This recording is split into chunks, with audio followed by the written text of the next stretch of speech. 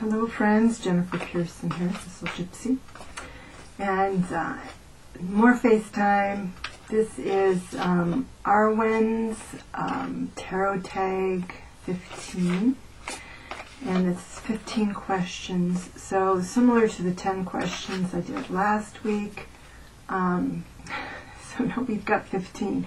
I'm going to try not to take 40 minutes this time, but a lot of people do end up spending a lot of time answering these 15 questions. So we'll see. Maybe mine will be simpler. Although I just realized I did not count my decks before I got on camera here, before I started things rolling. And I'm shuffling here because at some point I am supposed to pick a card, but I'm going to stop shuffling. Okay, so what is your current favorite deck is question number 1. And right now I'm going to say it's the Prairie Tarot. I kind of looked through here. I like a lot of my decks that I have right now.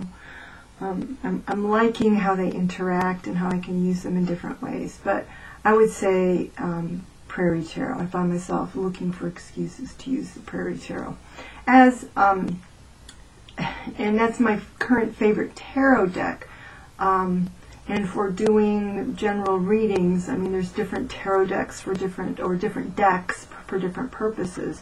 When I'm looking for personal insight, I often will go to my Shaman Oracle cards. So, and I still love my, I just had an apple. Why would that make me burpy? My Vintage Wisdom and my Enchanted Map, even though I haven't been using them very much for the online videos that I do. Okay. So there we go. I'm going to say the Prairie Tarot. Number 2, what tarot card do you think stands for you right now?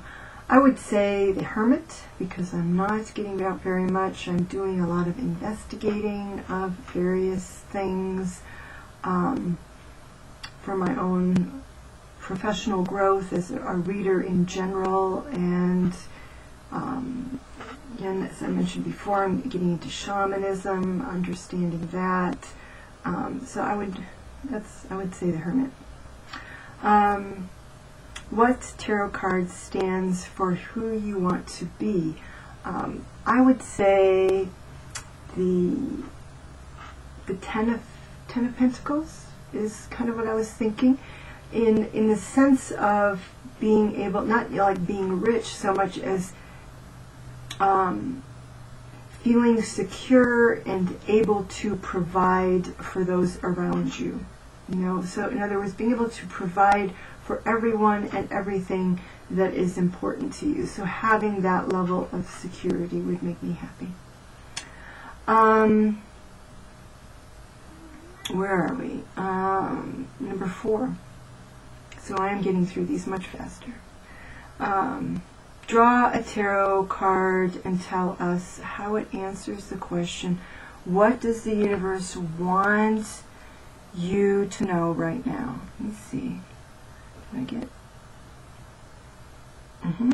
What does the universe want you to know right now? So what does the universe... This card wants to pop. We're going to take it. 8 of Cups is what the universe wants me to know right now. Again, it went, so I said, okay, it's you. 8 of Cups. In this deck, you can see it's got a Conestoga wagon. Saying it's time to move on. Yes. Beautiful cards, beautiful deck, yes. Now maybe it's saying move west. I love the West. I'm currently in the American South, but I think I will not be moving west anytime soon, regardless of what the tarot cards are trying to nudge me toward. But I have received this 8 of Cups in another significant reading that I did for myself. About 6 weeks ago now. I've been mulling that reading. It's definitely a reading to be mulled. And the 8 of Cups did come up there. and I think I know what it refers to, that I do need to, in my hermitishness, I do need to make a stretch and do some traveling for my own personal fulfillment, for learning, actually. So what's next? Do you have any cards that you must love in order to work with a deck? I don't think I've ever rejected a deck based on a single card. Do they give me pause? Like when I'm looking at a deck, when I love to watch the deck reviews, and, you think, oh, that looks so cool. And I really appreciate when people walk you through all of the cards, which is why why I like to do that in my reviews as well. It's really useful. And if I don't have that, then I go and do a Google search of that deck, and I try to look at all of the cards to see if there are any that really rub me the wrong way. But I wouldn't say like that there's one card that will completely turn me off of the deck. I remember looking at a deck once and really liking it for the purpose that I was thinking of it, but then, which was actually Leo's. I was getting into this very spendy mindset, which I had to reject, where I was thinking it would be so fun to get like a deck for every sign, a deck that I would use for doing the Leo readings, a different deck for the Pisces, and it's like an excuse to buy a lot of decks, and I didn't have the money anyway. I was looking at a deck for Leos, and I thought it really had great Leo energy. But then I saw the Strength card, which of course is the one card. Well, it's not the one card. There are other lions, but that has lions in it. And instead of a lion, it had a boar for the Strength card. And I thought, oh gosh, how can I use this for Leos if it's got a boar instead of a lion? And I can, and I might someday, if I come into riches, do that. But, so those kinds of things. But it's not like I'm attached to the Strength card in general. Okay, what's next? Why tarot and not some other form of divination? Well, I do other forms of divination. I did oracle cards for a long time, and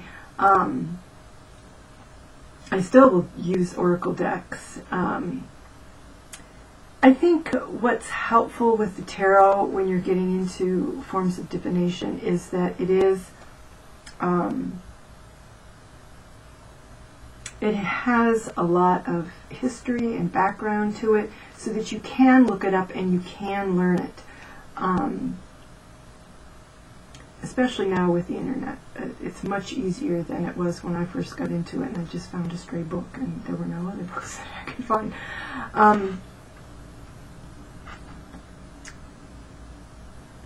And then in terms of doing readings, why I would pick up a tarot as opposed to an oracle deck is because the system of the tarot actually provides you with additional information.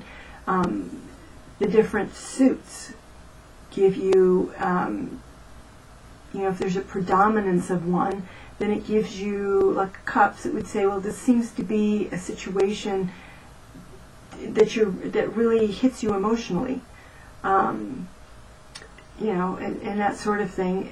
Also, with the major and minor arcana, if you have a lot of major arcana, then you can, again, it gives you additional information about the importance of what the person is going through at this time. So I think it's a very valuable aspect. The structure of it is a very valuable aspect of the tarot, as opposed to, say, an oracle deck.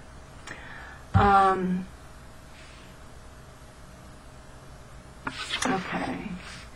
7. What's the first book you remember reading about the tarot? I have no idea what it was called. It was an old book. As I've said before, I think it was a library discards that I bought at a library book sale, and it was not a thick book. It was a tall, thin book, and I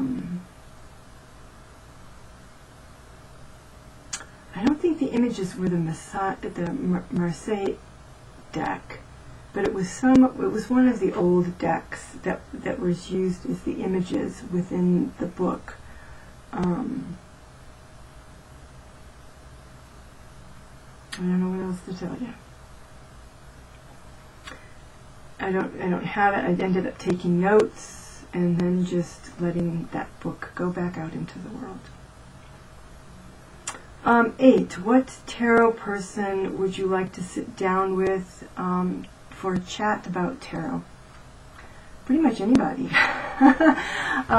I enjoy talking about the tarot, so you don't have to be, I don't have any tarot gods or tarot gurus or that I, am itching to go to lunch with or anything like that. But I think anybody who has an interest in tarot, even a passing interest, that's why it's interesting to actually read these or listen to these kinds of videos. It's just to see people's different perspectives and how they feel about it. It's just a happy, cheery sort of thing to do. Number 9. Tell me about one YouTube tarot channel that you watch and why.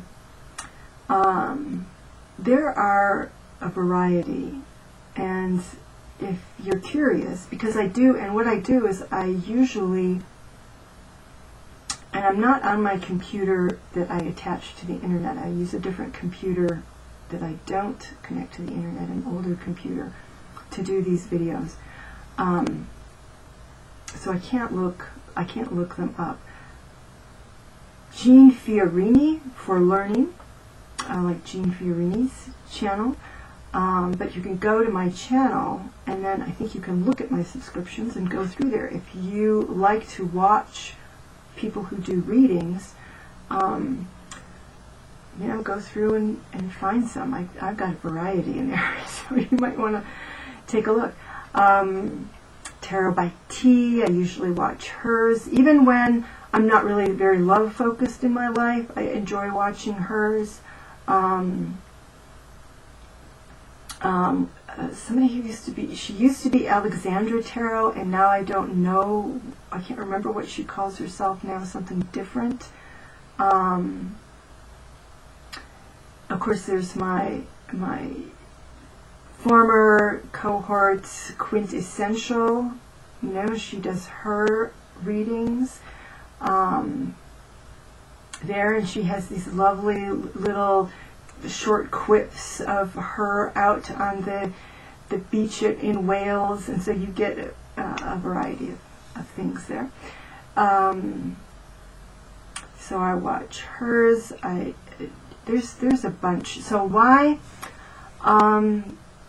These are people who I've stuck with over a long period of time because I enjoy the way they look at the cards and the way they interpret the cards. Do I agree with them 100% all the time? No, but that's okay. I think that's great, and part of the fun of, as a tarot reader, looking at these other people reading, watching their readings, is to get new perspectives on the cards, or how the combinations of cards together, or maybe they're experimenting with a different spread, although there's kind of the old Celtic cross disease, everybody wants to use the Celtic cross, and I finally have sort of got that. Okay, I get that. It's because people who are not readers, essentially, but like to watch readings, they want to be able to kind of compare apples to apples and oranges to oranges. And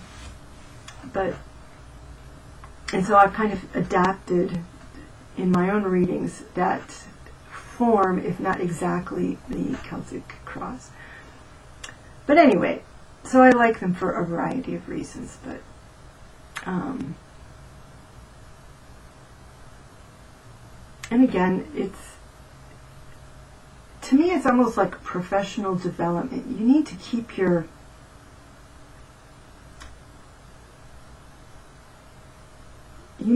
kind of an open mind, and continue to take things in. Again, other people's perspectives on the cards or ways of reading or different spreads that they use, different things they're reading about, different ways they approach maybe a love reading or a general reading. So all of those things. Again, excuse me. I actually haven't been eating, so I don't know why my body is revolting. How many tarot decks do you have?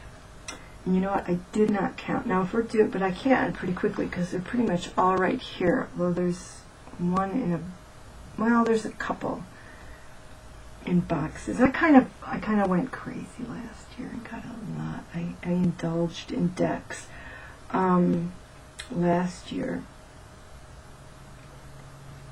So I've got too many currently.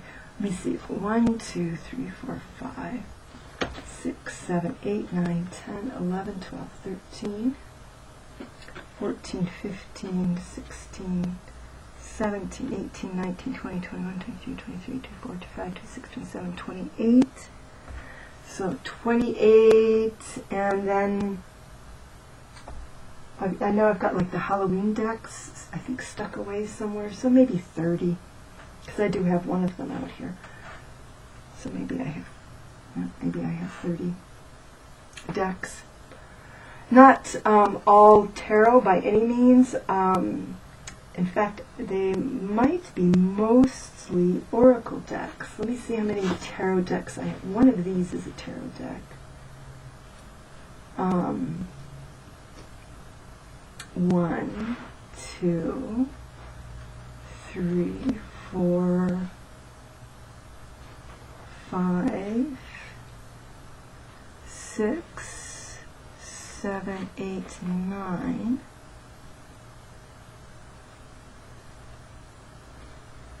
Well, I'll call that 10 because it was intended as a tarot deck. I don't use it.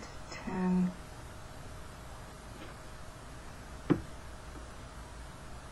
11. So 11 out of about 30. Or 12 out of 30, I'll say, because one of the ones that's boxed is an alteration of a tarot deck, but it is a tarot deck.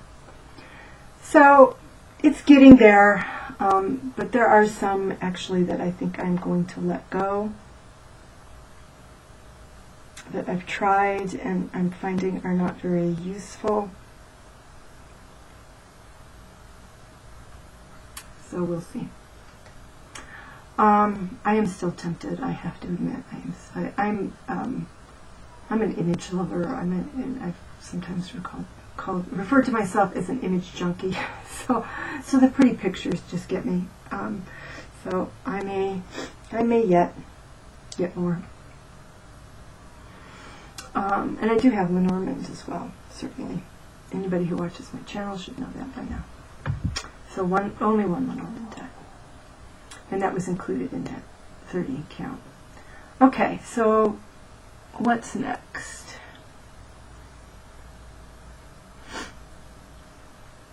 Do you mix tarot and oracle when you read? Again, if you watch my channel, you know I love to do that. I love mixing. I love to see how different decks interact, whether it's oracles and oracles or tarot and oracle or whatever the case may be.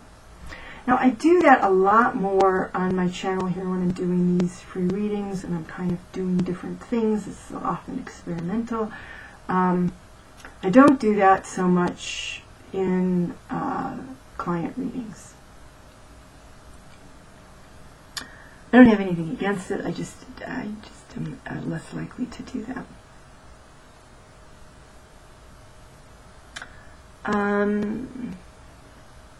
Have you ever created your own tarot card or deck? So I keep having to move my glasses up. It's getting humid here. They're just sliding down. No, I have not. I'm not artistic. And however, because I am an image junkie, at times I have, found images online or something and thought that would be a great X card. And what I really want to do, there's some great cat decks out there, or good cat decks. I do love my Mystical Cats Tarot. And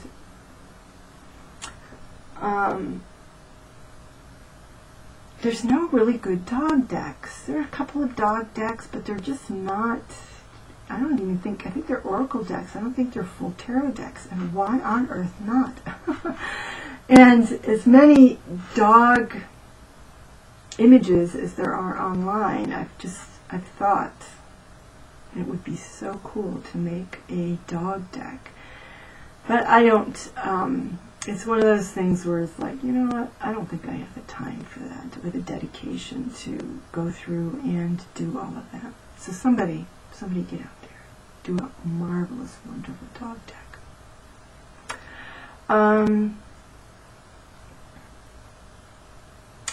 13, do you read for yourself? I most certainly do. Who else would?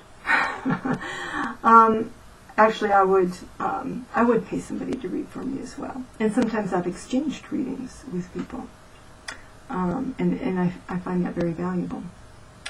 But I do read for myself. It's sometimes opaque or difficult to read for myself? Yep. It surely is. Sometimes I get it and I think, all right, I'm not going to get that. I'm just not going to get it. I don't know if I'm not ready for it or what. It's just not going to happen. But yeah, I mean, if I try something, like I do something here, usually I do it for myself first as kind of a trial run to say, well, does this resonate with me if I try to do this? Does it seem to work? In fact, I did another experiment recently. Now, the video is probably going to come out a little later, so I don't know if I will have actually started doing it on my channel or not, but I recently did an experiment with the Lenormand deck to use it in yet another different sort of way. And again, I did it for myself, and as of this video, I have yet to see how it plays out and whether it's worthwhile. But I get some, I use this to adjust my life, to get insight into my own life path, my own hang-ups, and sometimes one thing that's been very helpful is I'm blessed to have a sister who doesn't necessarily read cards, but does understand the reading of cards, does understand symbology, and how it can relate and stuff. So I can discuss a card, especially one that has come up repeatedly, to and so she kind of incorporates it into her understanding of what I'm trying to deal with in my life, and so we can have a conversation about it. And so I think it's great to have somebody that you can converse with about your readings, because she does help me get perspective on them. And even just talking to somebody helps you kind of get perspective on it. So I would encourage anybody to find a tarot buddy in that regard, even if they're not somebody who reads for other people or does much reading themselves. My sister will pull cards of her own for herself. But anyway, just somebody who gets the symbology and how it might relate to your life, just like you would talk to somebody about a dream. At any rate, yes, I do, and I find them very interesting, very challenging, very valuable. Otherwise, why would I try to get you to? Why would I ask people to pay me if I didn't see that same value in my own life? what are your favorite questions to be asked when you do a reading for someone? I don't know that I have favorite questions.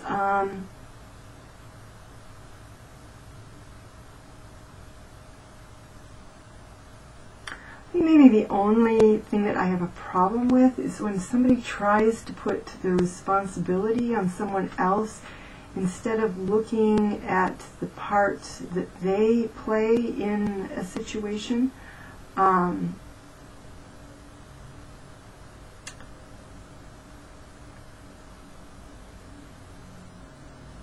You know, the kind of thing where it's like, well, why is this person doing this to me? Or why is this person doing this? Like, well, why, you know, why are you putting up with what this person is doing?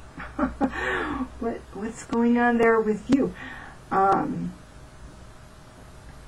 I would have to say that I really like questions, or I won't even say questions, because one question is a little bit limited. Inquiries, general inquiries, or investigations into your path or life purpose. And I've even started to create my own sort of methodology for that sort of investigation. That I've started to do with my astrology readings. So when every astrology sign comes around, I do a set of readings for that particular sign. So I started this with Pisces this year, this is 2017. So I did a set for Pisces, I've done a set for Aries. So when Taurus comes up here, not too awfully long from now, I will start to do the set for Taurus. And the first thing I do is a journey reading. And that journey reading is the sort of thing, and I haven't started to do it, I'm using the YouTube platform for experimentation purposes, as well as myself, which I've been doing it with myself, and I've found it very valuable.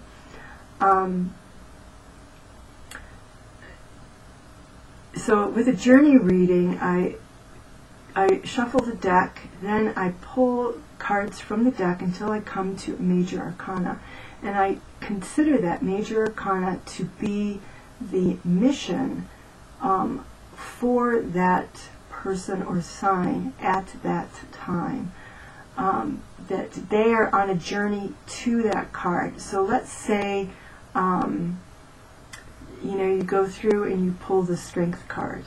Okay? You're just flipping through, coming to the first upright major arcana card. Say it's the Strength card. So then I would take that Strength card and I would shuffle it back into the deck. Shuffle the deck again real good, and then start laying out the cards again. This time, every card counts. The first time, the cards that were not the first upright major arcana did not count. The second time, we know what we're looking for. We're looking for the Strength card. It can be either reversed or upright. But this set of cards, until we reach that Strength card, is your path to the Strength card. So if these are the things that you need to deal with on your journey to that card, that development in your life. It can be kind of an acceptance of an aspect of yourself. And again, that can be upright or reversed. And some really curious things come out of that kind of a reading. Sometimes they're very short and direct, and sometimes they're very long. and it's interesting to see how certain sets of cards kind of congeal and have their own meaning, and the storylines that develop. So it will be a while before I'm willing to be paid to do that kind of reading for someone else, because I'm still experimenting with how to deal with, whether it's short, whether it's long, especially when you have, 20-something cards as your path to a certain kind of development in your life, a kind of personal development, it can be a lot to handle as a reader in terms of looking at it, creating a story out of it, creating some structure out of it, creating steps in a path that's useful to someone. So it's an ongoing project, but that's something, that is what I would really like to focus on.